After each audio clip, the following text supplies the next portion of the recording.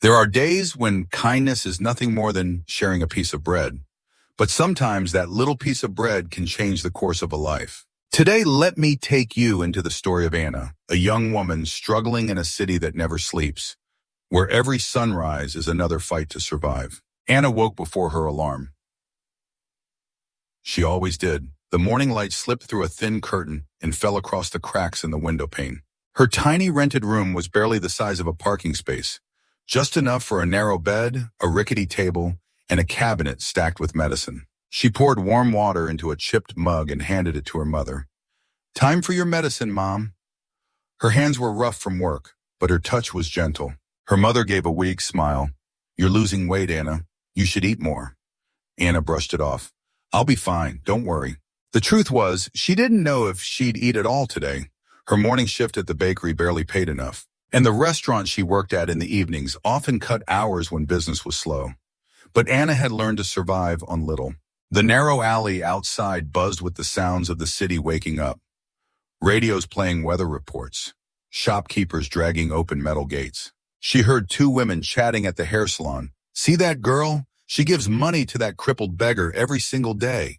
Must be stupid." Anna lowered her head, said nothing, and kept walking. At the corner, near the traffic light, sat an old man in a worn-out wheelchair. His jacket was faded, sleeves too long, and on his lap rested a flimsy cardboard box with a handful of coins inside. When Anna approached, his eyes lifted. They were startling, sharp, watchful, but strangely kind. "Good morning," he rasped. "Good morning, sir," Anna replied. She placed a small, paper-wrapped loaf of bread into his box. "The bakery had extras. Please eat it while it's still warm." He hesitated. "You should keep it. You're young. You need it more than me." Anna smiled softly. "Don't worry, I saved half." It was a gentle lie. On her way to the bakery, Anna thought about those eyes. Not desperate, not empty, but studying her, as if he was seeing something beyond the crust of bread in her hands. The shift passed into the smell of dough and the hum of mixers. When the manager cut her hours that afternoon, "Not enough customers, Anna, go home early," she simply nodded. Less work meant less pay. She stopped at the pharmacy, counting the thin stack of bills twice before handing them over for her mother's medicine. The leftover cash was barely enough for one proper meal. Standing in front of a grocery shelf, Anna had to choose. A carton of milk for her mother or lunch for herself. She chose the milk. Back at the corner, the old man was still there. The sun beat down harshly. Sweat clung to his brow. His box had fewer coins than before. Anna's stomach tightened. She hadn't eaten since dawn, but she pulled out her small lunchbox of leftover rice and vegetables. "Here, sir," she said, handing it to him. "Please eat this. I'll be fine." He looked at her in disbelief. "Are you sure?" "Yes," she insisted, pressing the box into his hands like it was something precious. "What's your name?" he asked. "Anna." "Anna," he repeated slowly. Then he said something that lodged deep in her chest. "The richest person isn't the one who has the most, but the one who gives the most, out of what little they have." His words startled her. She laughed awkwardly. "You sound like a philosopher." He grinned with crooked teeth. "No, just someone who's seen a few things." A group of young men passed by sneering. "Look at her, feeding a beggar, what a fool." Anna's face burned, but the old man shook his head gently, as if to tell her, "Don't listen." He picked up a piece of rice with deliberate care, as if the simple meal were a gift beyond measure. That night, Anna returned home with wilted vegetables from the market and a handful of flowers a vendor gave her for free. Her mother sipped the milk with a smile. "You gave him food again, didn't you?" "Just a little," Anna admitted. Her mother sighed. "Your father was the same way, always helping others, even when he had nothing himself. But remember, Anna, kindness doesn't always come back. Save something for yourself, too." Anna nodded, but deep down she knew. The fear of going without didn't scare her as much as the fear of walking past someone in need and doing nothing. That night, she scribbled in her worn notebook, "I skipped lunch today, but somehow I feel lighter." The next morning, she's packed another small meal, a rice ball sprinkled with sesame salt, and slipped a packet of wipes into her bag. For him to clean his hands, she thought. But when she reached the corner, the wheelchair was gone. No box, no man, nothing but sunlight blazing on the empty sidewalk. Anna froze. "Where is he?" she whispered. She asked a street vendor nearby, "Did you see the old man who usually sits here?" The woman frowned. Old man, I didn't notice anyone this morning. The lunch in Anna's bag suddenly felt heavy, like a stone. Her mind raced. Did he leave? Was he hurt? Or was he never really what he seemed? Anna tightened her grip on the strap of her bag. Whatever the truth was, she couldn't ignore the emptiness left behind. And so, without knowing why, she turned down the street and began to search. Anna's footsteps echoed against the pavement as she searched the streets. The morning crowd rushed past her, faces buried in phones, briefcases swinging, coffee cups in hand. Nobody seemed to notice her scanning every corner, every storefront, hoping for a glimpse of that old wheelchair. Maybe he just moved somewhere else, she told herself. People like him, they don't exactly stay in one place forever. But the thought didn't comfort her. At the small convenience store near the bus stop, Anna asked the clerk, "Excuse me, have you seen the old man who usually sits at the corner? He's in a wheelchair." The clerk shook his head. "Can't say I have. Lots of people come and go around here." "Oui." Anna hesitated, then smiled faintly. "He's a friend." The word friend surprised even her, but in a way it was true. She walked further down, checking every corner, every alley. At one intersection, she overheard two black African women chatting. "You know that beggar near the light?" one said. "What about him?" "My cousin swears he asked her the weirdest question last week. Not for money, he asked her if she'd ever given away something she couldn't afford to lose." "Who asked that?" The other woman laughed. "Crazy old man." Anna froze. That sounded exactly like him. A beggar who didn't beg, who asked questions instead. Her heart quickened. She approached the women. "I'm sorry, did you say he asked your cousin something? Do you know where he went?" The first woman blinked. "No idea. He hasn't been around lately. Honestly, good riddance. He gave me the creeps." Anna thanked them and walked away, her chest tight with frustration. Why would a beggar ask those kinds of questions? Why test strangers like that? By noon, she was exhausted. She stopped by the park fountain, clutching the small rice ball she'd packed. Her stomach ached with hunger, but she couldn't bring herself to eat it. Not when it was meant for him. She set it down beside her, watching children chase pigeons across the grass. Her mind replayed his words. The richest person is the one who gives the most out of what little they have. It didn't sound like something a man beaten down by life would say. It sounded like wisdom, experience, authority, and it haunted her. That evening, Anna returned to the corner one last time. Still nothing. She sighed, adjusting the strap of her worn-out bag, ready to head home. Then a voice spoke behind her. "Looking for someone?" She turned. An older black African man was leaning against a lamppost. Not the one she knew, but another she'd seen begging on occasion. His clothes were torn, his beard unkempt. He watched her curiously. "The one in the wheelchair," Anna said. "Do you know where he went?" The man smirked. "Oh, him. The one who talks too much. Haven't seen him today, but he's not like the rest of us." Well, now Anna frowned. "What did you mean?" The man shrugged. "He doesn't just sit and wait. He watches. He asks things. Makes you uncomfortable, like he's studying people. Sometimes he disappears for days, then comes back like nothing happened. Studying people. That word stuck with her. "Thanks," Anna said quietly, handing the man a coin. On the walk home, she replayed every detail. The sharpness in the old man's eyes, the deliberate way he spoke, the strange questions he asked. Who was he really? That night, Anna sat by her mother's bedside, unable to focus. Her mother noticed. "You're distracted," she murmured. Anna hesitated. "Mom, do you believe some people are sent into our lives for a reason?" Her mother smiled faintly. "Yes, but not always for the reason we think." Anna didn't sleep much. Her thoughts circled endlessly. She'd only known the old man a short time, but his absence gnawed at her more than it should. It was as if he had lit a spark in her, the need to understand, to know. And deep down, Anna sensed this wasn't the end of their story. It was only the beginning. The next morning, Anna woke with an ache behind her eyes. She hadn't slept much. Every time she closed them, she saw the old man's gaze, steady and piercing, and heard his words echoing like a bell. The richest person is the one who gives the most out of what little they have. But when she left for work, the corner was still empty. No wheelchair, no cardboard box, just a cracked stretch of sidewalk no one paid attention to. At the bakery, the ovens glowed and the smell of yeast filled the air. But Anna felt distracted. Her coworker, a young black African woman named Marcy, noticed. "You look like you've seen a ghost," Marcy said while sprinkling sugar over pastries. Anna forced a smile. "Just tired." Marcy snorted. "Well, don't let it get to you. And hey," she lowered her voice, "you should stop feeding that beggar. People are talking." Anna stiffened. "Talking?" "Yeah, some of the regulars say he's not even crippled. That he's a scam artist, the kind who pretends just to get sympathy." "That's not true," Anna said quickly, sharper than she intended. Marcy shrugged. "I'm just saying what I heard. You don't want to get taken advantage of. You've got enough problems already." The words stung. Anna wanted to defend him, but how could she really? She didn't know anything about the old man.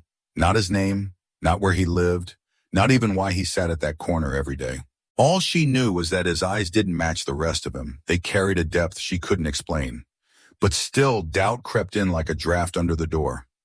What if he really was just another trickster? That afternoon, Anna walked home with her day's wages, barely enough for rent and her mother's medication. She stopped at the corner again. Empty. She sighed and turned toward the pharmacy. On the way, she overheard two men near a newspaper stand. "Old Cripple's gone again," one said. "Good. I told you he was shady. Remember when he asked me if I ever lied to save myself? What kind of beggar asks that?" The other man laughed. Probably some crazy old fool. Or worse. Anna slowed her steps, heart sinking. The pattern was clear now. The old man wasn't begging, he was testing. But testing for what? That evening, after dinner, she sat with her mother. The room was dim, the only light a small lamp flickering against the peeling wallpaper. "Mom," Anna began, what if someone isn't who they seem to be? What if they look poor, but they're not really?" Her mother gave her a tired smile. "Appearances are deceiving.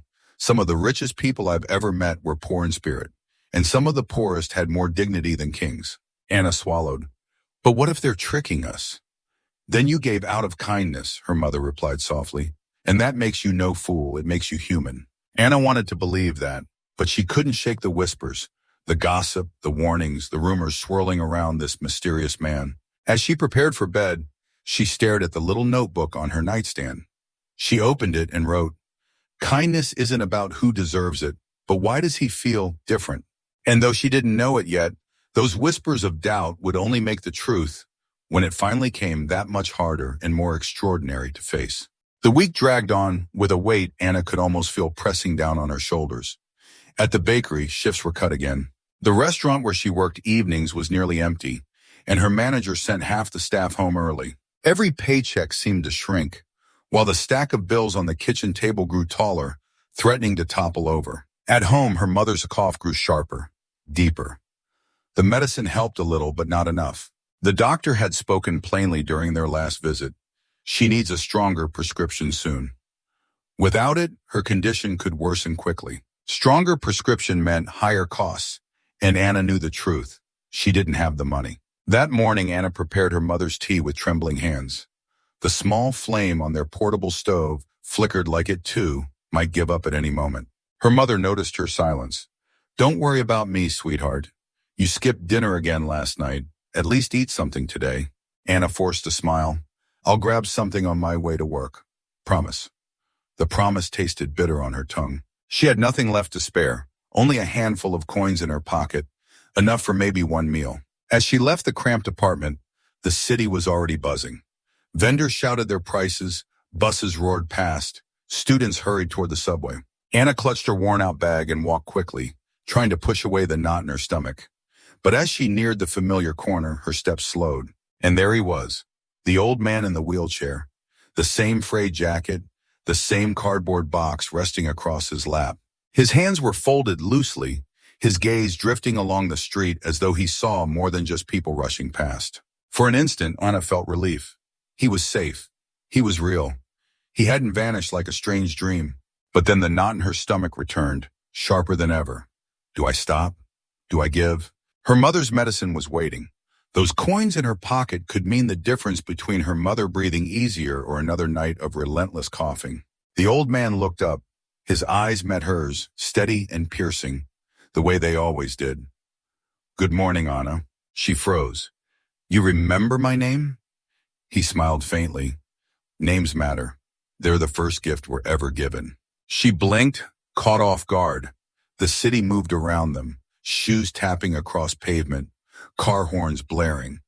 But the moment felt strangely still. He tilted his head, studying her face. You've got a long day ahead, don't you? Yes, she said softly, though her throat tightened around the word. Then why, he asked gently, do you look like someone carrying a burden too heavy to bear? The question sliced straight through her. She wanted to laugh it off, but she couldn't. His eyes demanded honesty. Anna's voice trembled. Because I don't have enough. Not for her, not for me, not for anything. His gaze softened, but he didn't look away. And still, he said slowly, you're thinking about giving away the little you do have. Anna's fingers brushed against the coins in her pocket. Her face grew hot with shame. It sounds so stupid when you put it that way. He shook his head firmly.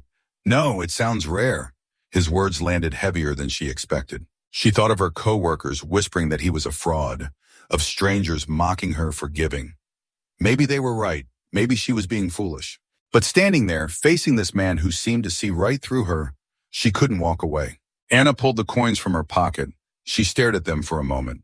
Thin, dull pieces of metal that carried so much weight in her life. Slowly, almost reluctantly, she let them fall into the cardboard box. The sound of the coins clinking echoed louder than it should have, final and undeniable. It's not much, she whispered. The old man looked at her as though she just handed him treasure. His eyes glistened, and for a fleeting moment, Anna thought she saw something almost regal in the way he held himself. It's more than enough, he said with quiet conviction. Anna turned to leave, her stomach hollow with hunger, but her chest lighter than it had been in days. She didn't understand why. She only knew that despite the sacrifice, she felt a strange sense of relief, as if giving had shifted something inside her, something she couldn't yet name. But as she walked away, weaving back into the current of the city, one thought lingered. Why does he feel so different? She didn't know it then, but the simple choice she made that morning, to give away the little she had, would ripple outward in ways she could never have imagined. By the time Friday came, the week had scraped Anna raw. The bakery cut another shift. The restaurant posted a new schedule with her name missing on 2 nights. She stared at the printout as if it were a verdict. When she asked the manager if there'd been a mistake, he just sighed and tapped the slow night ledger. Nothing personal, Anna. Personal or not, it didn't change the math. Rent was due in 4 days. Back home, the hallway smelled faintly of bleach and boiled cabbage. A notice was taped to their door. Friendly reminder, rent due by the 5th. Late fees apply. The friendly stung. Anna peeled it off and folded it into her pocket like she could fold the problem smaller too. Her mother was resting, the kind of sleep that sounded like work. Anna moved quietly, brewing tea and lining up the next round of pills. On the kitchen table sat a neat stack of envelopes. Utility bill, clinic invoice, rent. She pressed her palms to the wood and closed her eyes. 4 days. Don't panic. Find extra hours. Take anything. She tried, called an overnight cleaning service, a temp agency, even a flyer advertising flexible work. Cash daily. The cleaning service was full. The temp agency put her in the system. The flyer turned out to be a scam. They wanted uniform fees up front. In the morning, Anna left early, stomach knotted, coins rattling in her pocket like a cruel metronome. She hadn't meant to walk toward the corner. Her feet just did. And there he was again, the old man in the wheelchair, jacket zipped up against the breeze, cardboard box steady on his lap. He looked up as if he'd been waiting. Morning, Anna. She tried to smile. Morning. You look like someone counting invisible numbers, he said. I am, she admitted. Rent. He nodded, eyes warm with a kind of understanding that didn't pity. Numbers can choke a day. A delivery truck roared past. A cyclist swerved around them with a curse. The city did what cities do. Moved on, swallowed people whole, spit them out poorer or luckier. Anna! A voice called from behind. It was Marcy from the bakery, eyeliner sharp, coffee in hand. She took in the scene, then lowered her voice. You're still talking to him? Anna bristled. He has a name, she almost said, then realized she didn't know it. The shame burned. Marcy shrugged. Just be careful. I heard from Darren that someone saw him stand up one night, walk to a black sedan like he owned it. Anna stared. That's ridiculous. Whatever. Marcy sipped her coffee. I'm just saying, don't be the punchline. People notice stuff. Boss told me he doesn't like drama in front of the shop. Anna's chest tightened. The warning felt like a leash. After Marcy left, the old man chuckled softly. People love a simple story. Beggar begs, giver gives, world stays tidy. He glanced at her. You don't like tidy stories, do you? I like true ones, she said. Truth is rarely tidy. A city bus hissed to a stop. A woman in heels clipped past, tossed a coin without looking, and missed the box. Anna picked it up and dropped it in, the clink loud in her own head. The heaviness of rent pressed again. 4 days. She didn't give him money that morning. She couldn't. The choice hung between them like a thin wire, a line she had crossed so easily before, now dangerous to touch. He seemed to understand. He asked about her mother instead, about the tea she brewed, about whether the sunlight hit their window in the morning. He had a talent for questions that let you keep your dignity. On the way to work, Anna rehearsed how she'd beg for extra hours. The bakery manager, a black African man, listened, a hand on the back door, keys jangling. I can put you on Sunday pre-dawn. It's brutal, but it's something. She took it before he finished. At the restaurant that night, business finally picked up. 4 tables at once, 2 to-go orders, a family of 5 asking for separate checks. Anna moved fast and clean, the rhythm of service settling into her bones. A small relief. Then a familiar laugh cut through the clatter, a cruel, bright sound she knew from the salon street talk. It took Anna a second to place them. The newspaper stand gossips. The woman, a black African woman, waved her over, rings flashing. You're the girl who feeds the cripple, she said like it was a party trick. Anna kept her voice even. What can I get for you? The woman, a black African woman, smirked. A reality check, maybe. One of the men, a black African man, snorted. Ask her if she's seen him stand up yet. Heat surged into Anna's, a black African woman's face, but she held her ground. We're out of reality checks, she said, pen poised. We have decency, though. That shut them up long enough to order.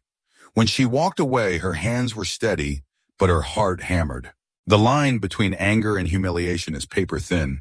She felt it tear and mend twice before she set down the drinks. After close, she counted her tips. Better than usual. Enough to round up the rent if nothing else went wrong. The hope was small, but it glowed. She tucked the bills deep into her bag and headed home. The city cooler now, the night kind for once. At the corner, she hesitated. The old man, a black African man, was still there, under the street light's tired halo. The traffic had thinned, the noise softened into a dull hush. She crossed to him, set down a paper cup of soup she'd saved from the staff meal. For you, she said. He looked at the lid as if it were porcelain. You kept this hot all night? I kept it safe, she said. Hot was luck. He smiled, then lifted his gaze to meet hers. If you had to choose between a roof and a meal, which would you choose tonight? She laughed, a dry sound. Neither. I'd choose both and let the future deal with it. That's not an answer. It's the only one I have. He nodded. Then here's mine. A person who refuses false choices is harder to break. They sat in a comfortable silence. Anna watched the steam thread into the air. She wanted to ask 100 questions about rumors and sedans and the way he spoke like he'd never once been small. Instead, she asked, "What's your name?" He paused, spoon halfway to his mouth. A car passed. The spoon lowered. Names matter, he said again, almost gently.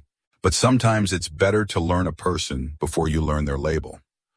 That's convenient, she said, but she was smiling. He smiled back, the lines at his eyes deepening. You'll know it soon. A gust pushed a flyer across the pavement, slapping against his wheel. Anna reached to peel it off and froze.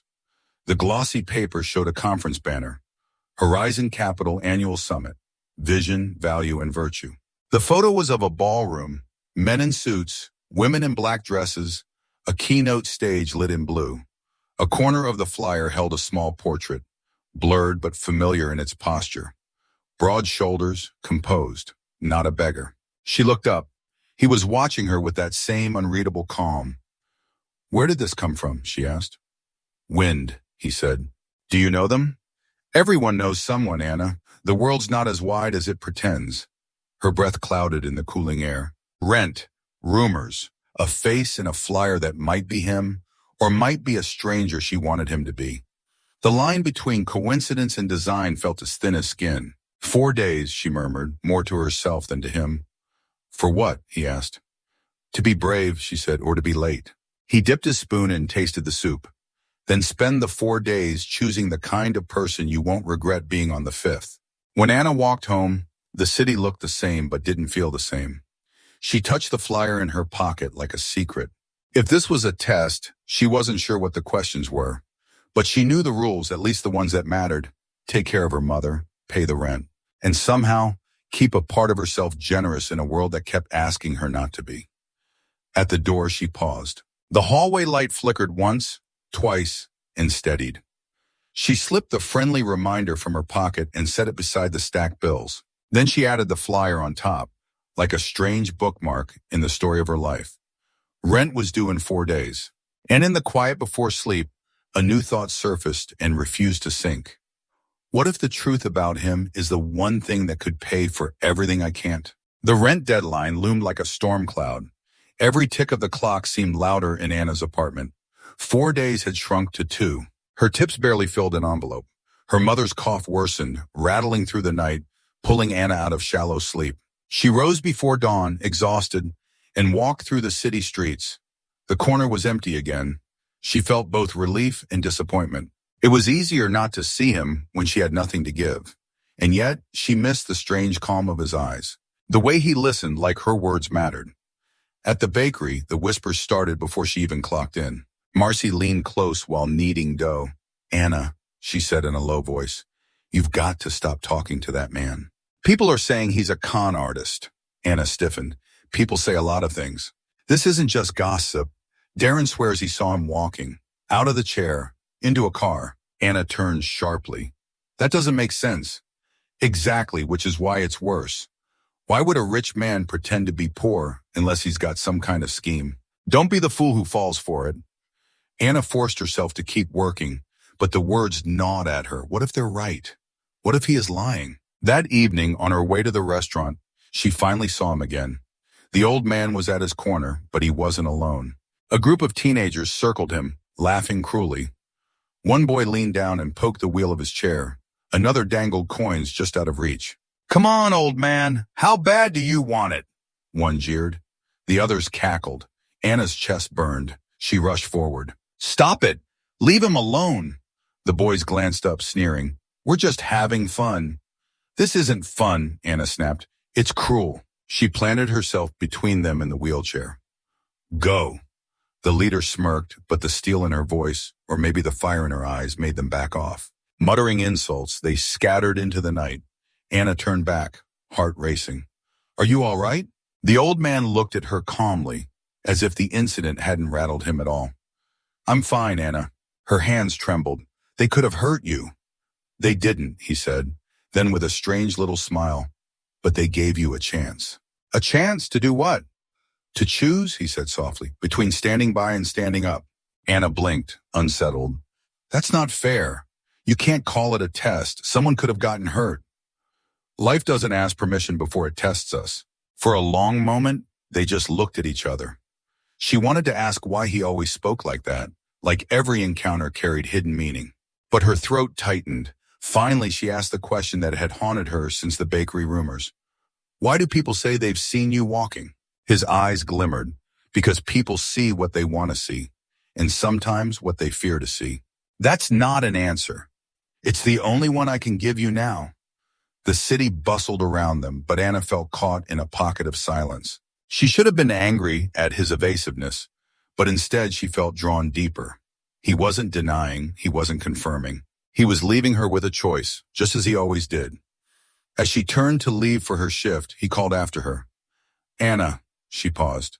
2 days, he said. Sometimes 2 days can change everything. Her breath caught. 2 days, the exact time she had left before rent was due. Did he know? How could he know? Anna walked away, clutching her bag tight. Doubt clashed with instinct. Fear was something she refused to name. All she knew was this: the line between truth and illusion was thinning, and soon she would have to step across it. 2 days. His words echoed in Anna's head all night. She lay awake listening to her mother cough. counting the coins she'd hidden in an envelope, then counting them again. They weren't enough. Not for rent, not for the stronger medicine, not for both.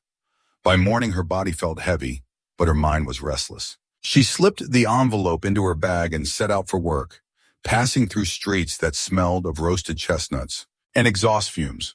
The rent office was just 4 blocks from the bakery. She thought of stopping there, but the numbers were still short.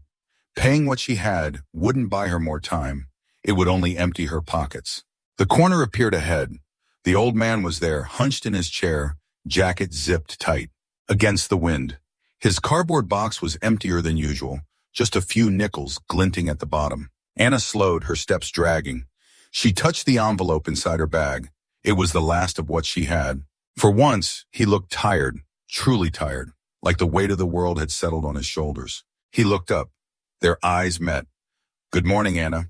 She tried to smile. "Morning." "You're carrying something heavy again," he said, nodding at her bag.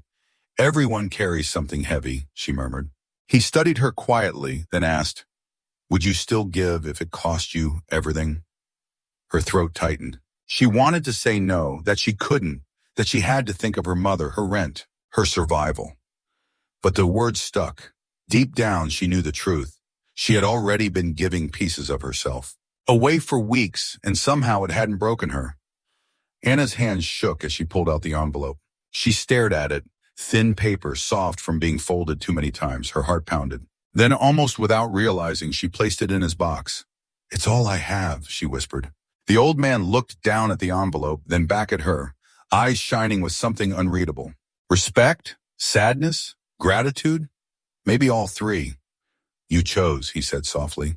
Anna felt tears prick her eyes. "I don't know if it was the right choice." "Right and wrong are easy words," he said. "But sometimes the only choice that matters is whether you act, with fear or with courage." Her stomach twisted. She had nothing left now, no coins, no bills, nothing to hand the landlord tomorrow. Panic should have swallowed her whole, but instead a strange calm settled over her. Fragile as glass. At the bakery, she worked like a shadow, her mind elsewhere.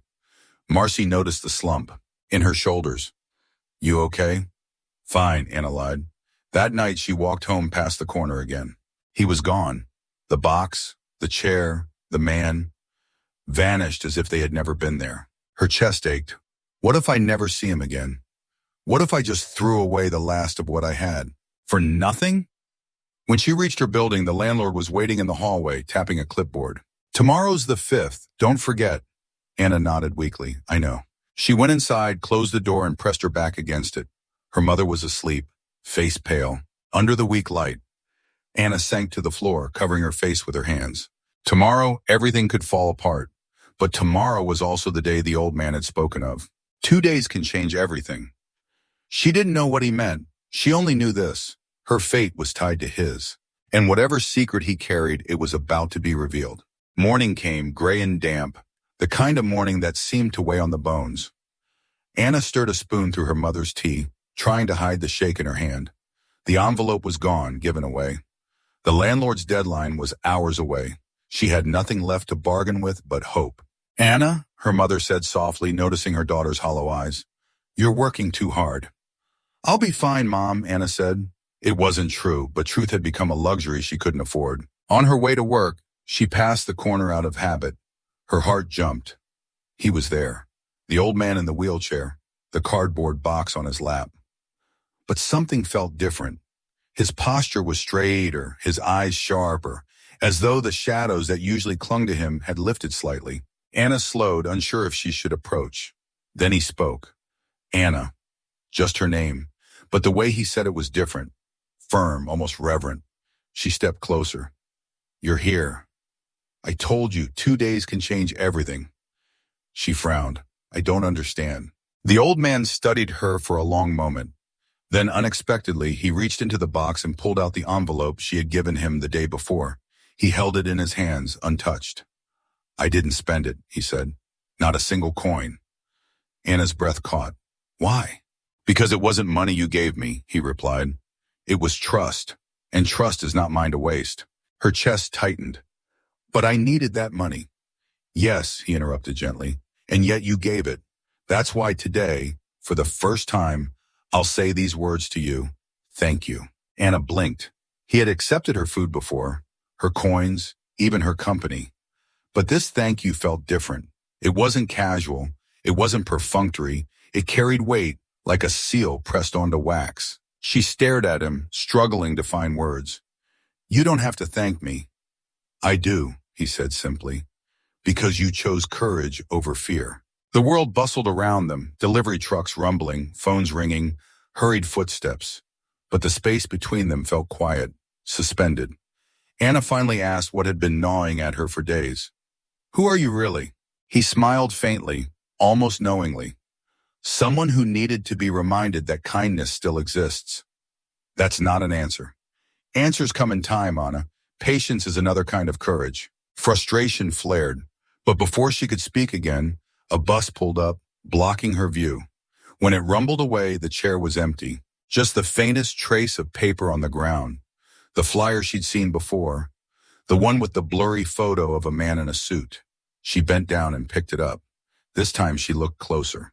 The man's face was still too small to see clearly, but the posture, the gaze, it looked unsettlingly familiar. At work, Anna's hands moved mechanically, shaping dough and stacking trays, but her mind churned. Why would he hold on to the envelope? Why that thank you? Why the flyer again? That evening, as she walked home, she tucked the flyer deep into her bag. The landlord would knock tomorrow. Her mother needed stronger medicine. The future loomed like a cliff. But against all reason, one thought steadied her. She had seen the way he said thank you, and it didn't feel like the end of something. It felt like the beginning. The landlord's footsteps echoed in Anna's mind even before he appeared. She spent the morning waiting for his knock, every creak in the hallway making her flinch. When the rap finally came, sharp against the thin door, she braced herself. Rent's due today, he said flatly, clipboard in hand. Anna swallowed. I'll have it soon. Soon isn't on the calendar, he replied, tapping his pen. You've got until tomorrow. After that, late fees. When he left, Anna sat on the edge of the bed, clutching the wrinkled flyer she had hidden in her bag. The man in the wheelchair, the man who said thank you like it was a vow, felt more and more like a riddle she couldn't solve. By midday, whispers swirled in the neighborhood. As Anna walked to the bakery, she heard them like gusts of wind she couldn't escape. That girl gives him everything. He's not even crippled. I heard he's a faker. Maybe she's working for him. Maybe it's a scam. The words burned her ears. People didn't say them to her face, but their eyes did the job. Sideways glances, smirks, pity. That evening she saw him again, at his corner. For a moment she almost kept walking. She was tired of being watched, tired of the gossip. But when she saw a small knot of people gathered around him, laughter loud and sharp, she froze. A man in a business suit tossed $1 into the box with a mocking flourish. Buy yourself a kingdom, he sneered. Another woman giggled, pulling out her phone to snap a picture. Smile for the camera, old man. You'll be famous on the internet. The crowd roared. Something inside Anna, a black African woman, snapped. She shoved her way forward. Stop it! Her voice cracked like a whip. The laughter faltered. He's not your entertainment. The man in the suit turned. And who are you, his lawyer? I'm someone who remembers what decency looks like, she shot back. Do you? The woman with the phone lowered it, embarrassed. The crowd began to thin, muttering as they drifted away. Only the man in the chair and Anna, a black African woman, remained. He looked up at her, eyes calm as ever. You didn't have to do that. Yes, I did, she said, chest still heaving. They were humiliating you. He tilted his head. And what did it cost you to stand there? My dignity, apparently, she muttered. They already think I'm a fool. His gaze sharpened. And do you believe them? She hesitated, heat rushing to her face. No, but it's hard not to feel... She broke off, shaking her head. Why don't you tell them? Tell them who you really are. Or whatever it is you're hiding. He smiled faintly. Because truth revealed too soon is wasted. Sometimes people must see who they are before they can see who I am. The answer frustrated her, but before she could press him, he leaned closer. Anna, a black African woman, remember this. It's not the jeers of strangers that shape you, but the choices you make when no one is applauding. She exhaled, some of the tension leaving her shoulders. For a moment, the world shrank to just the two of them, the city noise fading like a tide pulling back. As she left for her evening shift, she caught fragments of whispers again, mockery trailing her like smoke. But this time her stride didn't falter. Still a question gnawed at her. If he isn't who he seems, then who is he? And somewhere deep inside, she sensed that the answer was closer than ever, waiting just beyond the reach of tomorrow. The next day arrived with a biting wind. The rent deadline had passed. Anna knew the landlord would come soon. Every corner of the apartment seemed to echo with absence. Her mother's cough was harsher than ever. Anna, a young black African woman, pressed a damp cloth to her mother's forehead, whispering, "I'll figure something out, Mom, I promise." By mid-morning, Anna, a young black African woman, hurried through the streets, clutching the flyer she had stared at half the night. She wanted to ask the man in the photo directly. She needed answers. But when she reached the corner, the wheelchair was gone. She waited. Minutes passed, then half an hour. The sidewalk filled with commuters and vendors, but not him. Her pulse quickened. She scanned the street, her gaze darting from the crosswalk to the bus stop, searching for the faded jacket, the cardboard box. Nothing. "Have you seen the old man in the wheelchair?" she asked a fruit seller nearby. The woman, a black African fruit seller, shook her head. "Not today. Haven't seen him since yesterday." Anna's chest tightened. Panic stirred. He had vanished before, but something about this time felt different. Final, like a door slammed shut. She walked the block 3 times. Checked alleys, benches, even the subway entrance. No sign. Each empty glance carved the knot in her stomach deeper. That afternoon at the bakery, Anna, a young black African woman, burned her hand on a tray, distracted. Marcy, a black African woman, clucked her tongue. "He's gone. Stop chasing ghosts, Anna." Anna bit back a retort, but the doubt gnawed at her. What if she was right? What if I was just a fool clinging to a fantasy? After her shift, Anna, a young black African woman, retraced her steps to the corner. Desperate. The spot was empty, save for a scrap of paper tumbling in the wind. She bent down. It was another flyer. Horizon Capital Annual Summit. Her breath caught. This couldn't be coincidence. She clutched it in her hands, staring at the name printed beneath the blurred photo, Daniel Hartwell, founder and CEO. The name meant nothing to her, but the timing meant everything. She hurried to the convenience store and asked the clerk, a black African person, "Do you know who this man is, Hartwell?" The clerk, a black African person, shrugged. "Some rich guy. His face has been on posters all week. Big corporate summit in town." Rich guy, summit. The words echoed in Anna's head as she stepped back into the night air. The pieces were starting to fit together, though the picture still blurred at the edges. Back at her apartment, the landlord's note was waiting under the door. Final notice. Pay immediately or vacate. Anna, a young black African woman, sank to the floor, clutching both the landlord's note and the flyer. Her mother, an older black African woman, stirred in bed. "What is it, Anna?" Anna, a young black African woman, forced a smile. "Nothing, Mom, just paperwork." But inside her heart was racing.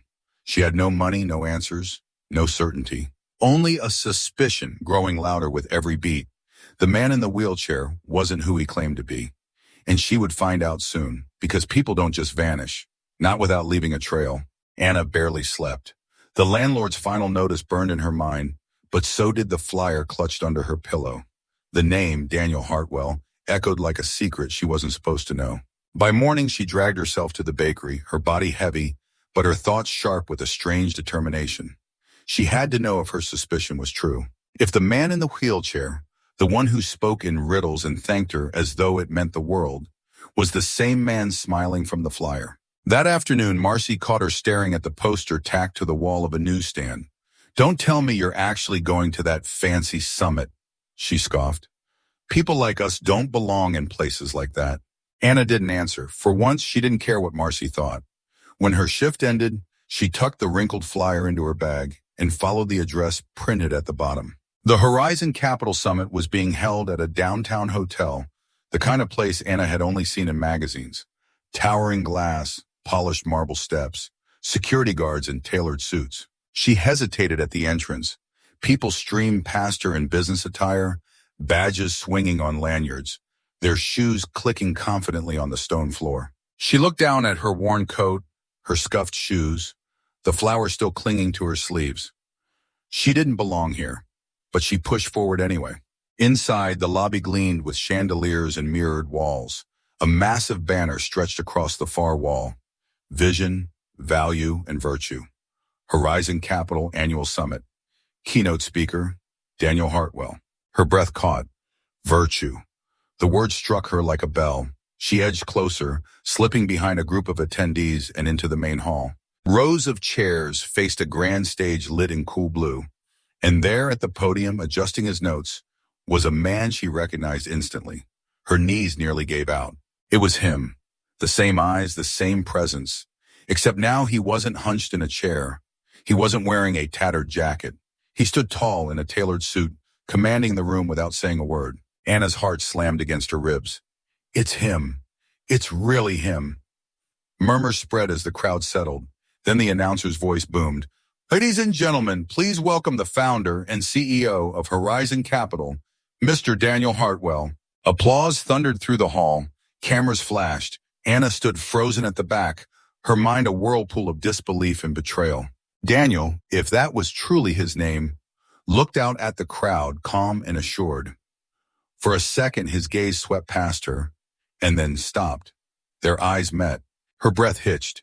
His expression didn't change, but she saw the flicker, the recognition. He knew she was there.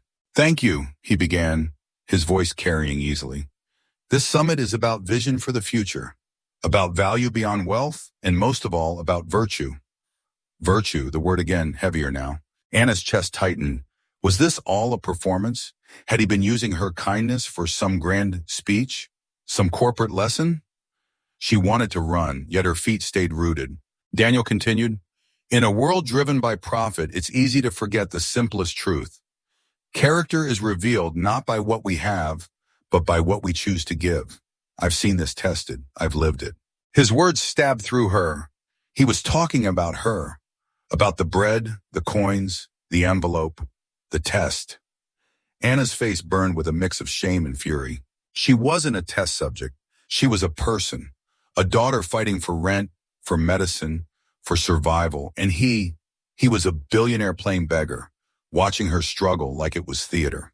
The applause swelled again as Daniel closed his speech. He stepped down from the stage, shaking hands, cameras flashing in his wake. But even as people swarmed him, his gaze returned once more to Anna. And in that moment, she knew their story was far from over. The applause still rang in Anna's ears long after Daniel Hartwell left the stage. She stood frozen at the back of the hall, heart hammering. Torn between disbelief and betrayal, Anna realized he wasn't a beggar. He wasn't crippled. He was a billionaire in a tailored suit. The crowd pressed forward, swarming him with handshakes, questions, flashes of cameras. Anna shrank against the wall. Wanting to disappear, she turned toward the exit. Anna. Her name, spoken firmly, cut through the noise. She stopped. Slowly she turned back. Daniel Hartwell stood just a few feet away. No wheelchair, no tattered coat, a man of power, presence, and calm control. Yet his eyes, those same sharp, steady eyes, were unmistakable. We need to talk, he said. Anna's throat tightened. I don't think we do. She spun toward the door, but Daniel followed. Not quickly, not desperately, but with quiet authority that parted the crowd around him.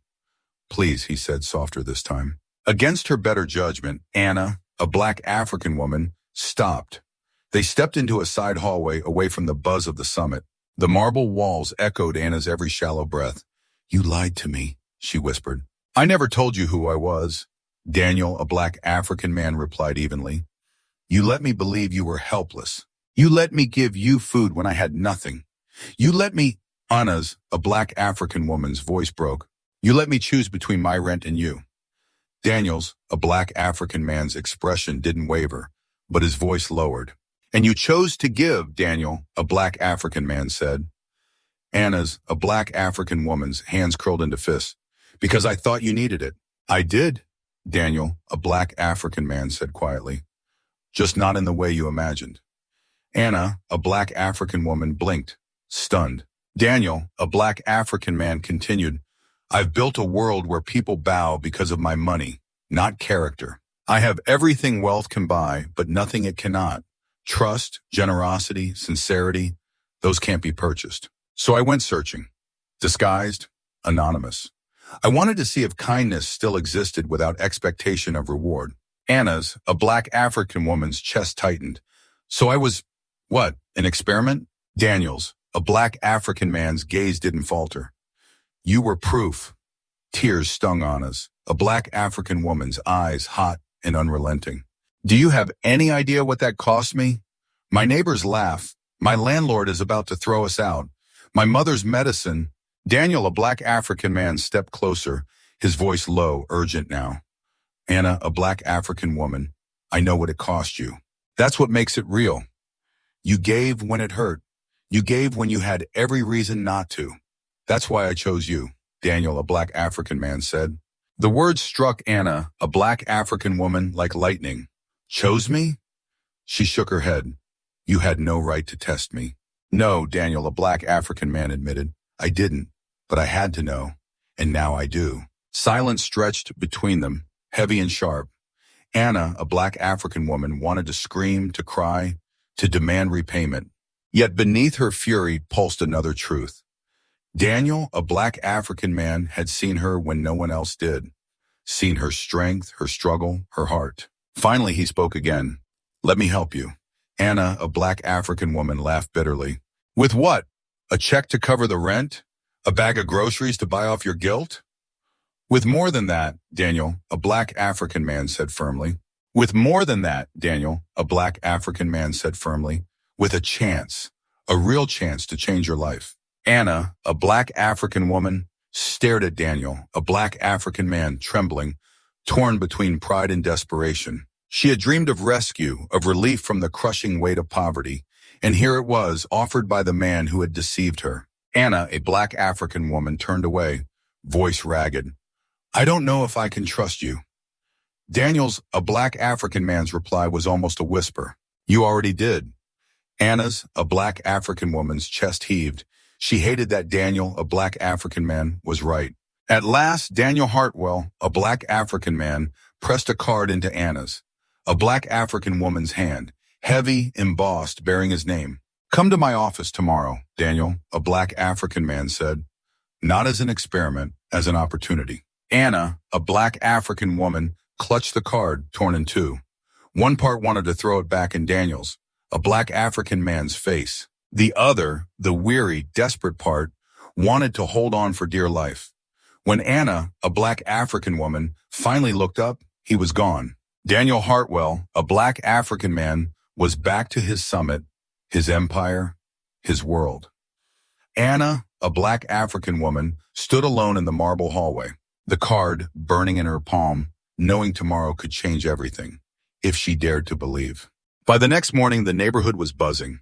Word traveled fast in places like Anna's block, where walls were thin and lives overlapped like laundry on shared lines. Marcy from the bakery had seen the summit streamed online. A customer claimed he spotted Anna in the background of a news clip. By noon, whispers had spread like wildfire. Did you hear? That beggar wasn't a beggar at all. They say he's a billionaire. And that girl, Anna, she knew him all along. She must have been in on it. Anna tried to keep her head down, but the stares followed her. In the bakery, customers pointed openly, and Marcy cornered her near the ovens. You've been lying to me, Marcy hissed. Pretending to be poor when you had some secret billionaire friend? No wonder you kept feeding him. You were angling for something. Anna flushed. That's not true. I didn't know. Save it, Marcy snapped. You've made us all look like fools. Do you have any idea how many people are laughing about this right now? Anna wanted to shout, to explain, but her throat locked. Anything she said would sound like an excuse. At home, it was worse. Mrs. Dalton from next door knocked with forced cheer. So you've been hiding a rich benefactor, All that talk about bills and medicine, was that part of the act too? Nothing, Anna whispered, wiping her eyes. Just people being cruel. But it wasn't nothing, it was everything. The fragile respect she'd managed to keep in a world that already looked down on her was crumbling. Anna slammed the door before tears spilled. Her mother stirred from bed, confused. What's happening, Anna? By evening, Anna finally gathered courage to open the embossed card still tucked in her bag. Daniel Hartwell, a single name that carried the weight of worlds she couldn't imagine. Beneath it, a phone number and address, his office. She stared at it, torn. The card promised opportunity, but accepting it meant stepping deeper into the storm of gossip, envy, and disbelief. That night, she dreamed of her mother's medicine bottle empty on the table, of the landlord banging at the door, of Daniel's voice saying, "You already trusted me once." The next morning, she pushed through the stares, the whispers, the thinly veiled sneers. At the corner where the wheelchair had once sat, a boy with a backpack pointed. "That's her. That's the girl from the news." His mother tugged him away quickly, as though kindness itself were contagious. Anna's cheeks burned, but she didn't stop walking. Her fingers curled tightly around the card. She had a choice now: retreat into the shadows of shame, or walk into the unknown and claim the chance she'd been handed. And for the first time in weeks, she felt something new flicker in her chest. Not just fear, not just hunger, but a fragile, stubborn spark. The office tower rose like a blade of glass against the sky.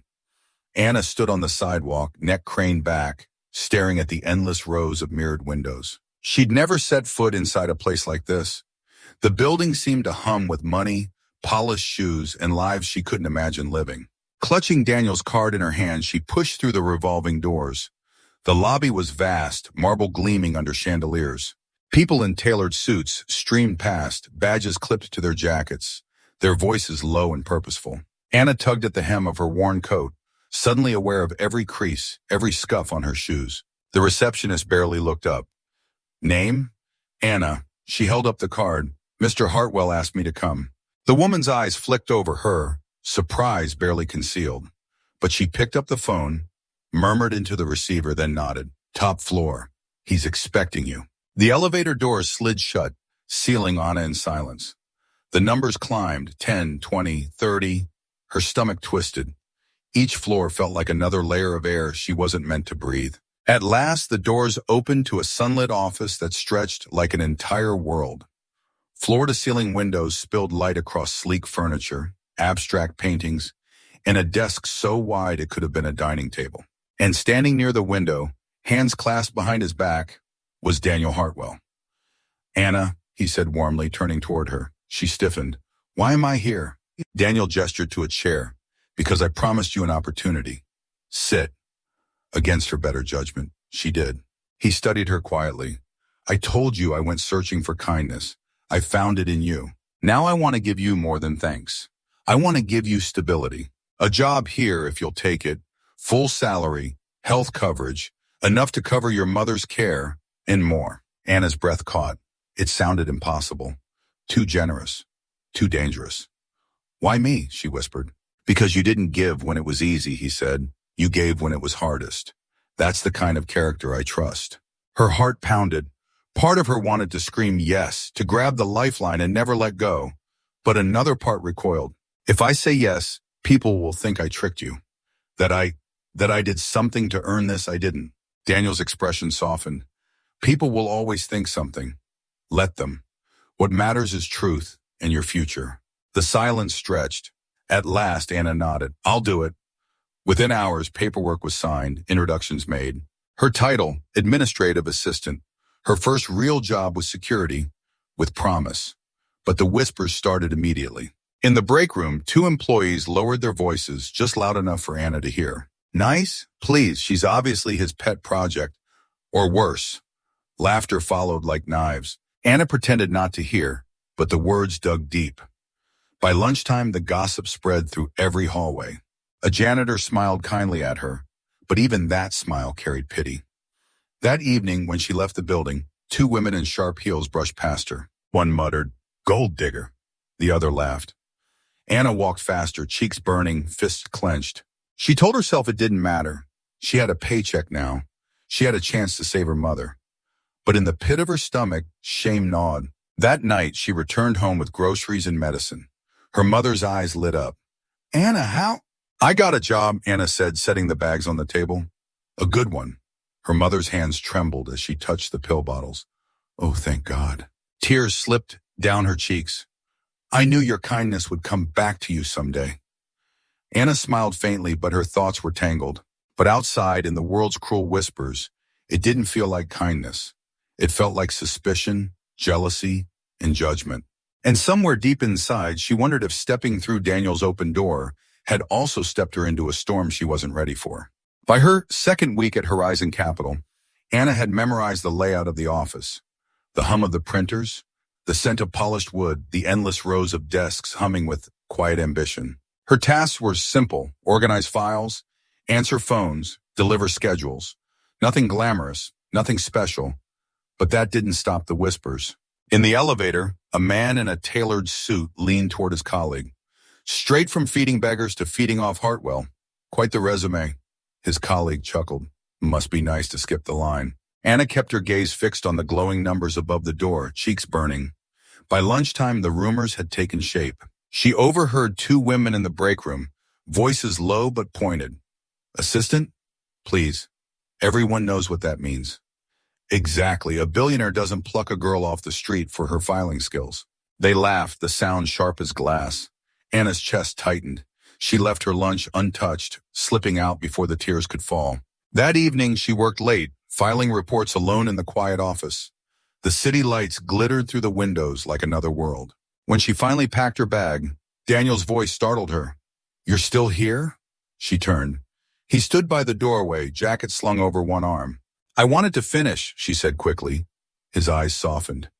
You don't have to prove yourself by staying late, Anna. You're here because you belong here. She bit her lip. That's not what everyone thinks. Daniel's jaw tightened. I know what they're saying. Ignore it. It's not easy, she whispered. They don't see me as anything but your charity case. Or worse. Daniel stepped closer, lowering his voice. Let them talk. Their words can't change who you are. But Anna shook her head. Words can destroy. They already have. They're eating at me, Daniel. Silence stretched between them. For a moment, Anna thought he might confess something, why he chose her, why it mattered. Instead, he said, character is tested in fire. Don't let theirs burn away yours. The words were meant to encourage, but they felt like another weight on her shoulders. The next day, the poison grew sharper. A memo circulated, unsigned, whispering that Anna had been personally recommended for her role, that her promotion was inevitable. It was left on desks, stuffed in mail slots. When Anna found a copy on her chair, her stomach turned. She could feel the eyes on her as she crumpled it in her hand. That night at home, she tried to hide her despair from her mother, but her mother knew. What is it, Anna? They hate me, she admitted, voice cracking. They think I cheated my way in, that I don't deserve it. Her mother reached for her hand. People will always resent what they don't understand, but you know your truth. Hold on to it. Anna nodded, but tears slipped from her ears anyway. Later, lying awake, she stared at the ceiling. Every word of gossip echoed in her head, each one sharper than the last. Yet beneath the pain, something else stirred, a stubborn defiance. She whispered into the dark, I won't let them push me out. And for the first time, the resolve felt stronger than the shame. By her third week at Horizon Capital, the air around Anna had thickened. The whispers weren't whispers anymore. They were smirks at the copier, laughter in the elevator, sidelong glances that cut sharper than words.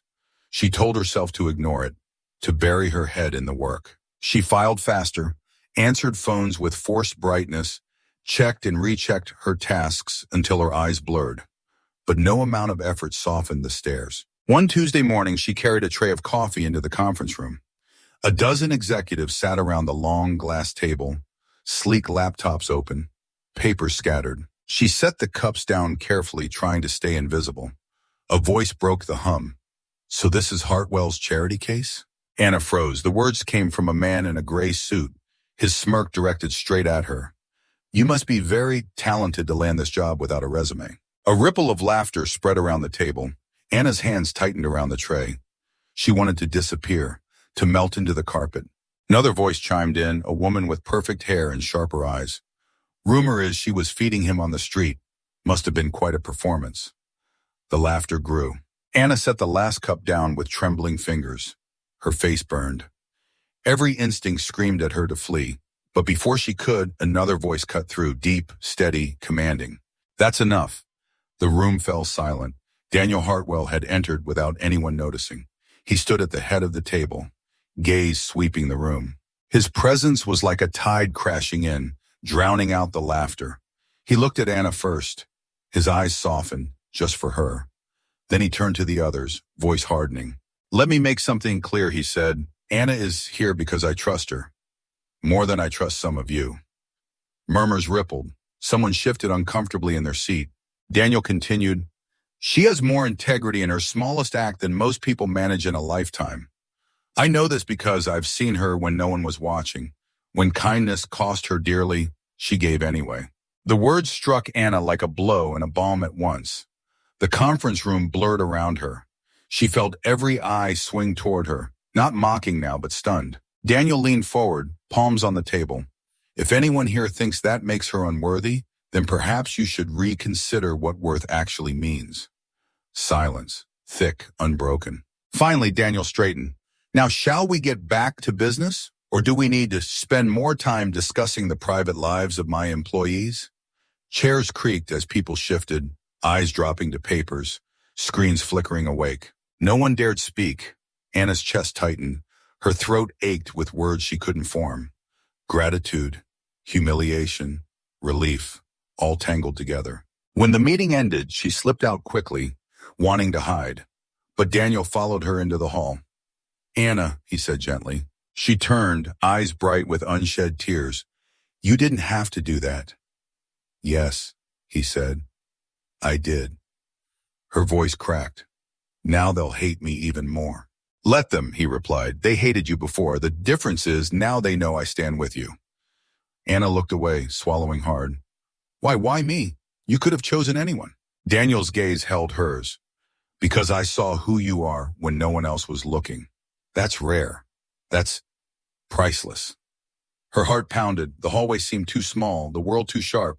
She wanted to believe him, but doubt still gnawed. Trust is heavy, she whispered. Daniel's eyes softened. And yet, you carry it. For the first time in weeks, Anna felt the weight on her chest shift, not vanish, but change, less like a burden, more like armor. She walked back to her desk, whispers trailing behind her. But this time they couldn't pierce as deep, because Daniel had spoken, not in riddles, not in secret, but in public, where the world could hear. It started with a headline, CEO Daniel Hartwell's mysterious assistant, from beggar's corner to boardroom. The article spread like wildfire online. A grainy photo of an handing bread to a man in a wheelchair sat beside a polished image of Daniel in a suit. The story painted it as scandal, spectacle. Rich man plays beggar, poor girl rewarded. By noon, every news outlet had picked it up. At Horizon Capital, the office buzzed like a hive. Phones rang nonstop. Reporters crowded the sidewalk outside. Employees clustered in corners, whispering, scrolling, watching videos of Daniel's summit speech where he spoke of virtue. Anna sat frozen at her desk, stomach knotted. Her phone buzzed with texts from neighbors, old classmates, even strangers. Is it true? Did you trick him? Are you sleeping with him? She wanted to vanish, to crawl back into the shadows where no one knew her name. By mid-afternoon, the whispers reached her directly. A colleague passed her desk, murmuring just loud enough, "Charity project." Another added, "Or trophy project." Laughter followed, thin and cruel. Anna clenched her fists under the desk, fighting tears. Then her phone lit up with a message from Daniel. Conference room, now. Her heart hammered as she walked down the hall. When she entered, the room was already filled. Executives, PR advisors, even cameras. Daniel stood at the head of the table, calm, composed, the weight of the storm on his shoulders. Thank you all for coming, he began. I won't waste words. The world has questions, and I have answers. Anna froze. Cameras? Was he about to expose everything? Her, their encounters, the test? Daniel's voice carried, steady and firm. Yes, I disguised myself as a beggar. Yes, it was deliberate. And no, it wasn't a stunt for publicity. It was personal. I wanted to know if true kindness still existed in a world obsessed with gain. Gasps rippled through the room. Daniel's gaze shifted toward Anna. And I found my answer. In her. Every camera swung to her. Anna's face burned. She wanted to look away, but his voice anchored her. She gave when she had nothing. She gave when it cost her. She gave without expectation. That is why she's here. Not because of favoritism, not because of scandal, but because she embodies the values this company claims to stand for. Silence followed, heavy and electric. One reporter finally asked, Mr. Hartwell, Don't you think this experiment was manipulative? Cruel? Daniel didn't flinch. Perhaps, but cruelty is taking without giving. What Anna gave was hers to choose. And what I offer now is recognition, not charity. The room erupted in questions, but Daniel raised a hand. That's all. He turned to Anna, his voice soft enough for only her to hear. Now they know. You don't have to hide anymore. Her throat tightened. But now they'll hate me more. Some will, he admitted, but others will see you. That night, Anna stepped outside the building into a sea of flashing lights and microphones. Reporters shouted her name. Strangers leaned over barricades, some cheering, some sneering. Anna, how does it feel? Did you know he was a billionaire? Are you in love with him? The questions pummeled her from every side. She lowered her head, pushing through the crowd. But beneath the chaos, a strange shift stirred. Some voices weren't cruel. Some were curious. Some even admiring. And for the first time, Anna realized the truth Daniel had thrust into the open. The world knew her story now. Not the whispers of neighbors. Not the gossip of coworkers. The world. And whether they mocked her or praised her, she was no longer invisible. The next morning, Anna walked through the crowded lobby of Horizon Capital, head lowered against the flurry of stairs. Overnight, her name had exploded across headlines and hashtags. Strangers debated her worth on television panels. Commentators dissected her every choice. Why she gave, what she meant, whether she deserved anything that followed. She tried to ignore it, but the words slipped through like cold wind under a door. Scam artist, angel, opportunist, hero. Each label weighed heavy, none of them fitting. When she reached her desk, a plain envelope waited with her name on it. She opened it with trembling hands. Inside, her first paycheck. Real, printed, undeniable. Her throat tightened. For the first time in her life, she held a salary large enough to cover rent, medicine, groceries, and still have something left. Relief washed over her, but so did something else. A question. What now? That evening, she stopped by the pharmacy. The stronger prescription, she told the clerk, sliding bills across the counter with steady hands. No hesitation this time. Her mother's cough would ease. That alone felt like victory. But as she walked home, she passed the same corner where it had all begun. The lamppost, the cracked pavement, the empty space where a wheelchair had once sat. She paused, heart heavy with memory. In her bag, the paycheck pressed against her side, enough to pay the bills, enough to eat, enough to breathe. But her eyes lingered on the shadows beneath the overpass, where other figures huddled with blankets, paper cups, and tired eyes. She thought of her own hunger, of night-skipping meals, of whispers calling her foolish for giving. And then she thought of Daniel's words, "You gave when it cost you." By the time she reached home, the decision was already forming. That weekend, she took a portion of her paycheck, just a fraction, and bought bread, bottled water, and blankets. She didn't tell her mother, didn't announce it to neighbors. She simply filled 2 shopping bags and carried them back to the streets. At first, she felt awkward, unsure, but when she handed a bottle of water to a man shivering in the cold, his whispered thank you steadied her. When she placed bread in the hands of a woman clutching a child, the woman's tearful smile reminded her of her own mother. By the time the bags were empty, Anna's arms ached, but her heart felt strangely light. Later, she sat by her mother's bedside recounting the day. "I used some of my paycheck," she admitted, "not just for us, for others too." Her mother reached for her hand, eyes shining. "That's who you are, Anna. Don't let anyone shame you for it." Anna nodded, tears slipping free. For so long, she had been surviving, just surviving. But now, finally, she had a chance to do more. The next morning, Daniel stopped by her desk. "I heard what you did this weekend." Anna flushed. "How?" He smiled faintly. "This company has eyes everywhere." She bristled. "I didn't do it for you or for Horizon. I did it because it felt right." "Good," Daniel said simply. "That's exactly why it matters." Anna stared at him, caught between frustration and gratitude. For all his wealth, his power, his strange tests, he had given her something she hadn't had before. The chance to choose more than survival. And she wasn't about to waste it. The city moved quickly, as it always did. Horns blaring, crowds pressing, neon lights flickering late into the night. But Anna no longer felt like she was simply swept along. For the first time, she walked with purpose. Her job at Horizon Capital had steadied her life. Rent was paid on time. Her mother's medicine arrived without delay. There was food in the fridge, more than bread and scraps. Yet the whispers hadn't disappeared.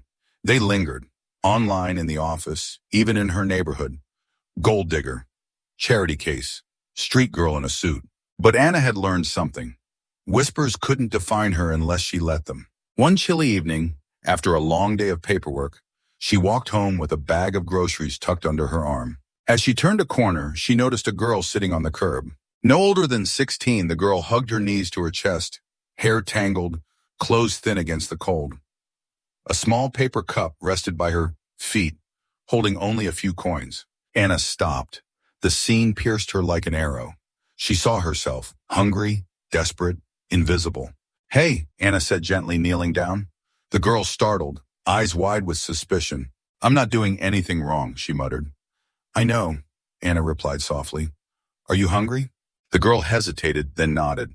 Anna pulled a loaf of bread from her grocery bag and offered it. The girl grabbed it quickly, tearing into it like someone who hadn't eaten all day. Anna's chest tightened at the sight. "What's your name?" Anna asked. "Lila." "I'm Anna." The girl studied her warily. "Why are you helping me?" The question cut deep. It was the same one Anna had asked herself so many times, back when she gave to the man in the wheelchair. She thought of Daniel's words, of her own doubts, of the day she handed over the last of her money with trembling hands. "Because I remember what it feels like," Anna said, "to need help, to wonder if anyone sees you." Lila's eyes filled with tears, though she tried to hide them. Anna set the grocery bag down beside her. "Take this. There's more food inside." "I can't," Lila whispered. "It's too much." "You can," Anna said firmly. "Because it's not about what you deserve. It's about what you need." For a moment, silence hung between them. Then the girl whispered, "Thank you." The words echoed in Anna's chest, the same words Daniel had once spoken to her, heavy with meaning. Except now she was the one receiving them. And it felt different, not like a test, not like a burden, but like a circle closing, completing itself. As she walked the rest of the way home, Anna realized something. Her story hadn't just been about being seen. It was about learning to see others, to choose generosity even when the world told her it was foolish. When she arrived, her mother was waiting by the window. "You're late," she said with a smile. "I stopped to help someone," Anna replied, setting down the empty bag. Her mother studied her face, then nodded knowingly. "That's my girl." That night, lying in bed, Anna thought of Lila's wide eyes, the way hunger had given way to hope with just a simple gesture. And she understood. Kindness wasn't a transaction. It wasn't about repayment. It was a thread weaving one life to another, stronger every time it was passed along. Spring sunlight poured through the apartment window, warm and golden. For the first time in years, the room smelled not of medicine, but of fresh flowers. Anna's mother sat propped up in bed, color returning to her cheeks, sipping tea without coughing.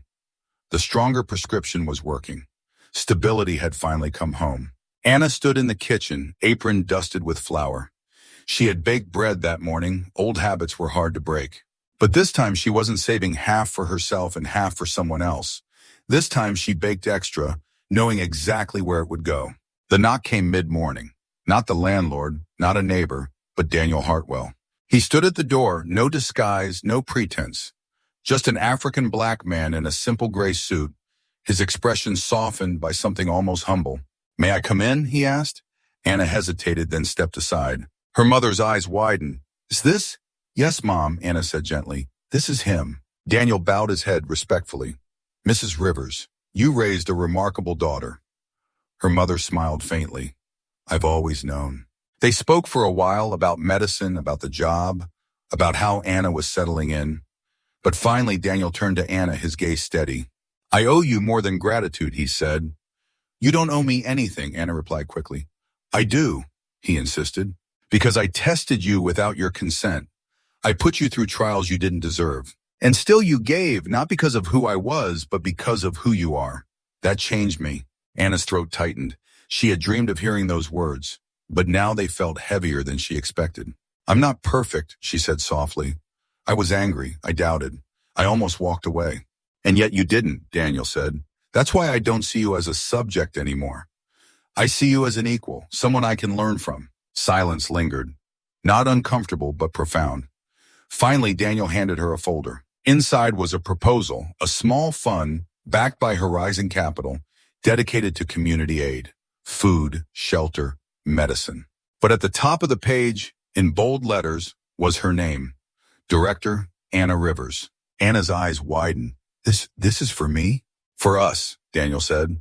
For the people you see that the rest of the world ignores. Let's build something together. Tears blurred her vision. She thought of the empty envelope she had once dropped into a cardboard box, of the whispers that called her foolish, of the girl named Lila eating bread on a cold curb. All of it had led here. She looked up, steady now. Then let's do it. Later that evening, Anna walked back to the corner where it had all begun. The lamppost, the cracked pavement, the place where she had first chosen to give when she had nothing. She set down a fresh loaf of bread on the ledge and whispered, "Thank you."